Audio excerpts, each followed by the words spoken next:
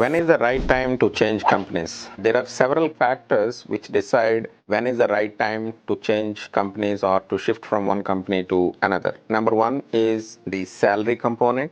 Number two is if you wanted to change the location. Number three is you are saturated in the current job. For example, you are hired as a developer and you have been in the developer even after 5 6 years, then there is no growth within the organization. In such case also IT professionals shift the companies. But then if it is a recession, then there is no guarantee that you can sustain or you can work there in the longer run in the period of layoffs during the recession. So in such case you should not shift. Or if you are planning to quit the current company for the sake of skills, then I always suggest you have to resign in the current company, finish all the notice period, and then take 2 to 3 months of time, spend that whole time to upskill, and then start the job search. But if you are quitting the job for the sake of toxic environment, then in such case definitely you should quit right away and then take some time, get emotionally better, and then try to search for jobs. So that will also help you to regenerate yourself and then you can focus again on the job search.